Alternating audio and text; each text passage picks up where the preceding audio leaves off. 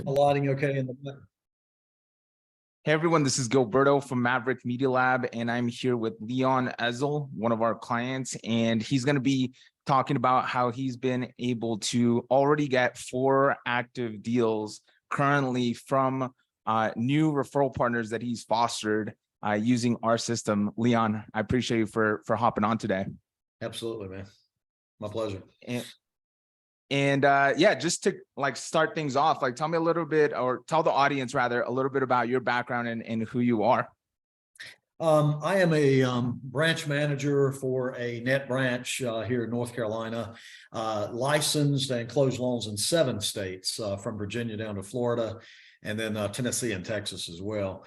Have been in the mortgage industry for 30 years. So most of my adult life, that's pretty much all I've ever done. So, I've been a pretty consistent, I would say above average producer, above average to higher producer most of my career.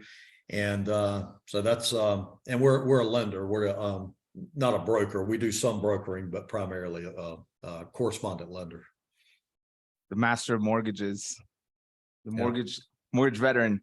Yep. And before working with us, what was kind of, I would say the bottleneck when it came to, just growing your referral partnerships? What was kind of the main thing kind of holding you back from getting as much referral partners as possible?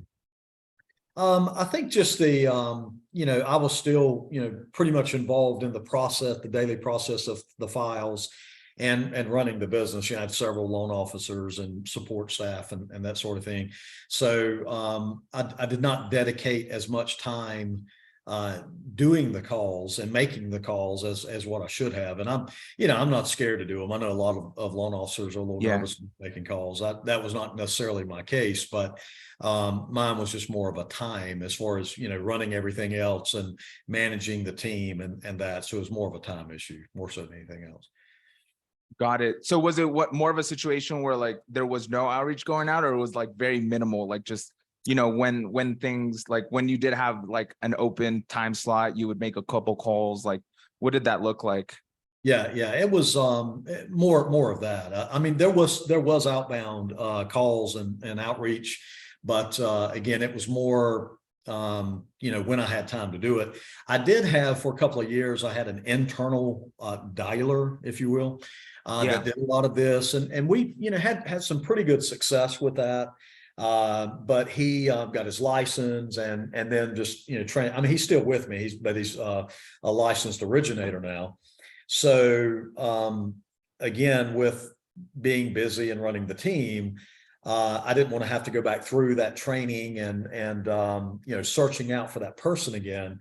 So this was a good fit for me to have you guys kind of take over what my internal guy was doing, and he did that for me for about 3 or 4 years. So just curious, how many hours, or how long did it take to train him up to the point where he was able to get consistent realtor appointments? It took a while.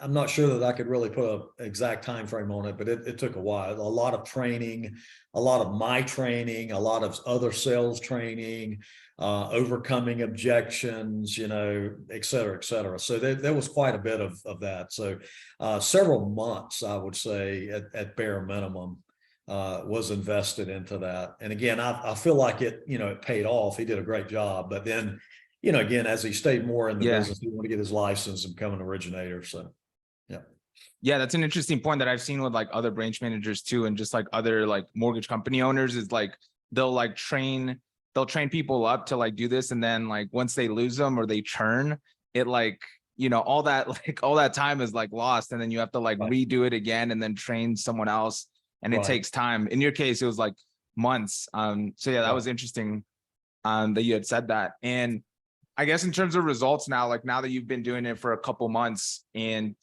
getting those referral partner appointments, talk about the results that you've seen so far, in terms of deals, referrals, all that stuff.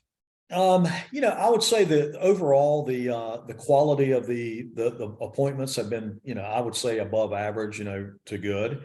I have actually closed 2 transactions, and they were both, pretty good sized transactions as far as dollar amount and volume. And then I have 4 other active deals in the pipeline right now, all as a direct result of this and these phone calls and these relationships. So yeah, so 2 closed, 4 in the pipeline. And I do anticipate, more to come. Because out of all of the phone calls, we're starting to narrow down which of the agents we really want to work with and like to work with, and just nurturing that relationship. So yeah, I anticipate many more deals down the line.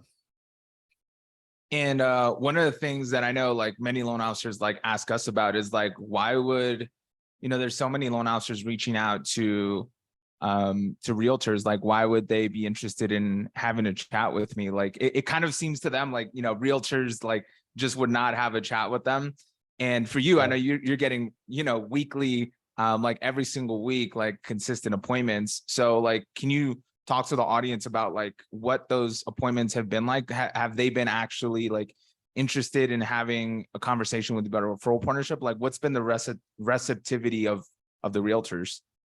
Yeah, I would say that most of them are, very interested in the conversation. They have been open to, speaking with someone new. I would say, most all of them already had a preferred lender they were working with. And, lenders, obviously, if they're a good agent, they're going to have that relationship, obviously. But I would say that they were still open to new relationships. They were open to, someone new. Again, not, some of them were kind of so-so about it, but a very good portion of them were very open. I just had a call this morning at 10:30 with a new one, and the conversation went really well. And he had 2 different lenders that he already worked with, one that he worked with quite a bit, and the lender sounded like an awesome guy. I mean, he was really on it. Did a great job for this agent. And but he, even with that, and I gave the guy kudos when he told me what he was doing. I said, man, he sounds like a great mortgage guy, and the kind that a realtor would want. But he, even with that, he still was open to speaking with me. Said he was going to send his next deal to me or to my team. So he was very open to it, even though he had a great relationship and sounded like his LO really, frankly, did a great job, but he was still open. So you never know. And the ones that have the loan officers that have sent you deals, you said it's like total of 6 now, the 4 and the 2. Did they also have existing lender relationships as well? Yes, I've had more deals sent than that, but those are the ones that I've actually closed and are active. But I've had more Okay. deals than that. Yeah, but yeah, all of them did. Yeah, all of them had. How many? I don't know if you have like maybe an exact number or ballpark number. Like how many referrals would you say? So not like deals that are about to like close or have been closed, but like referrals that have been sent. What would you say that number would be ballpark? That number, I would say ballpark would be probably closer to 12, maybe. Nice. And the reason that those did not convert or close is, they were kind of looking a second opinion, or it was a credit issue, or, something that we couldn't do right then. Maybe it was a DTI issue or whatever. But I would say maybe 12-ish actually Nice. have been referred, and then 2 closed and 4 in the active pipeline. One thing I'm curious about, like, what have you seen to be like the biggest like benefits from like doing the program? Like, obviously like closed deals and all that stuff, but like other stuff as well, like other benefits, like has it freed up your time, like things like that, benefits that like once you started with the program, you're like, oh wow, like this is nice, or something like that. Yeah, for sure. It definitely freed up my time, but it also gave me more peace of mind because, as LOs / salespeople, we know we should be doing these outbound calls. We all know we should be, but we don't always do it. And so it's kind of given me some peace of mind that I know I've got people doing outreach on my behalf, even when I'm running the business and running the team. I've still got people, doing the outreach on my behalf. So again, it kind of gives me some peace of mind as well. So right? That there's like the business building activities. They're going to be like growing the business and keep things like moving, right? Right. Yeah. Right. And one of the things I know at the moment that we had talked, you'd mentioned that you had your dialer who had recently like transitioned to being a loan officer. So you already kind of like knew like what you needed which was someone to like help you with the outreach with the referral partners. So my question is like, why choose to work with us as compared to like maybe other companies or even like, you know, hiring someone off of, I don't know, like Craigslist or Indeed or something? Like why work with us specifically? Well, great question. I think number one is I did think about hiring another person, but when it comes down to dollars and cents, from a financial perspective, it was much cheaper to do it with you versus, you know, hiring someone, payroll taxes, you know, all the FICA and the FICA and all the other, you know, Yeah. tax nonsense that we have to pay the government. So, Yeah. you know, it didn't make a lot of sense to do that. And then you know, the ramp up period of time, the training, all of that, and then you don't know if they're going to work out or not. So, you know, I think I looked at it more from a financial standpoint. You know, it just made more sense to pay you than, you know, to go through that whole process and the financial burden of going through and hiring someone else and training them to do all that again. And then, yeah, there are other companies obviously that do what you do, but I would say probably you, Gilberto, was the deciding factor as well. I mean, you were pretty consistent and persistent, which I like and is required in doing this type of stuff. So I was like, well, you know, this guy's kind of he's at the top of the heap here, and if he's this consistent and persistent, you know, it's probably trickling down to the rest of his staff. So yeah, they're not trying to, you know, blow smoke up anyone's rear end here, but Yeah.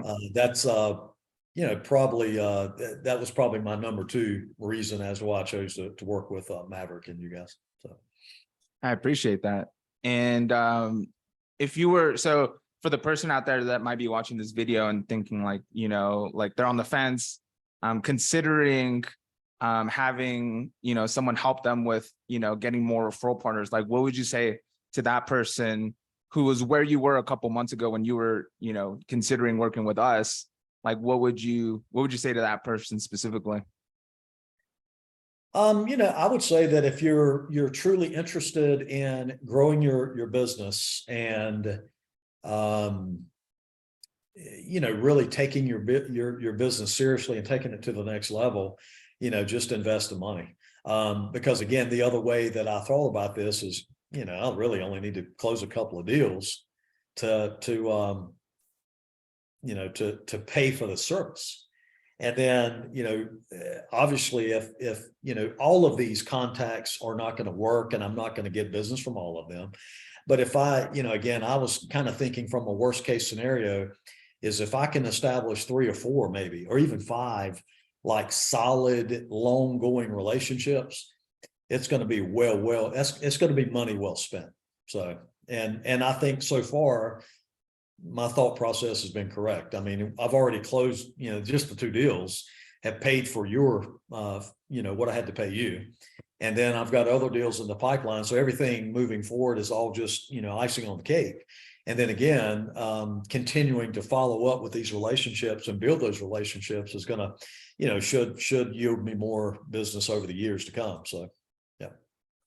Would you mind sharing just kind of like what you're doing like post meeting? Because you're seeing like really great results. Like, what are some of those things like on the follow up that you're doing to ensure that on your end, like these actually do turn into referral partners?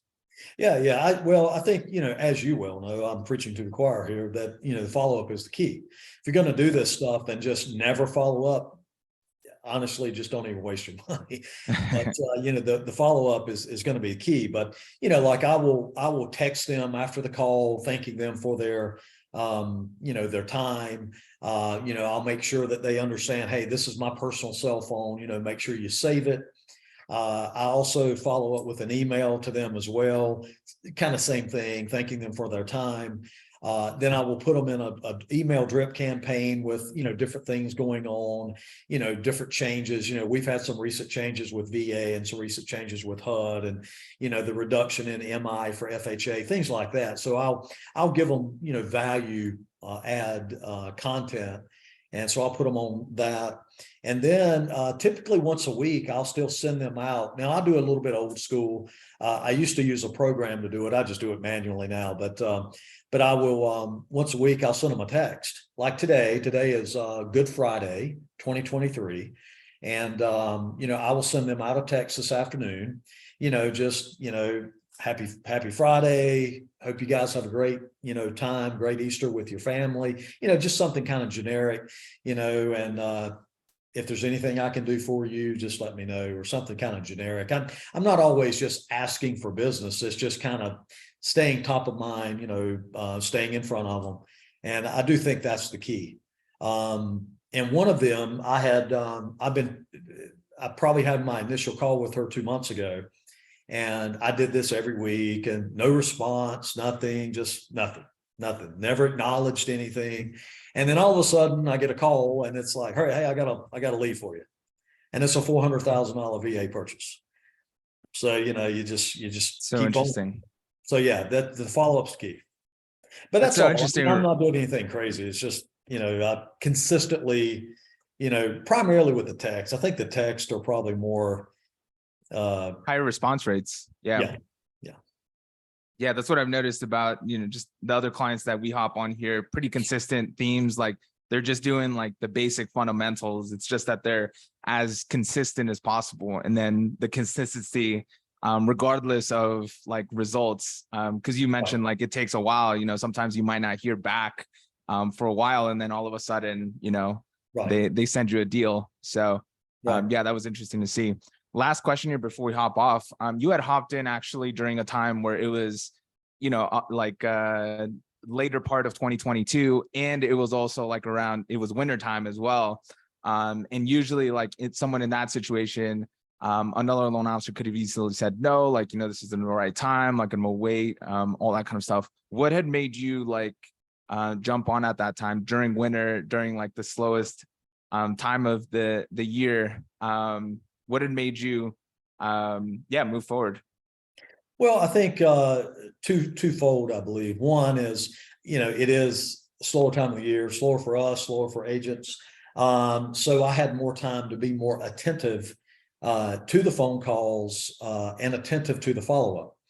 Also, same thing with them, a slower time of the year for the agents as well. So, I feel like I may have gotten more of their attention in a slower time of the year versus in spring or in the height of the season.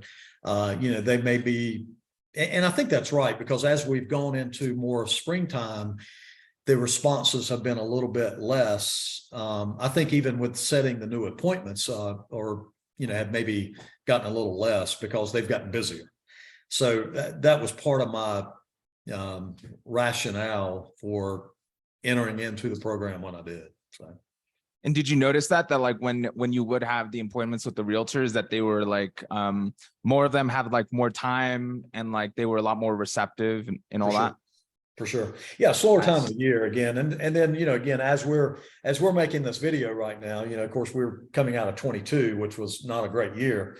And so yeah, there were just more of them that had more time to talk and explore options and things like that versus, again, as we're going into the spring market, we're getting busier and busier. And so they're less, they have less time, less attentive.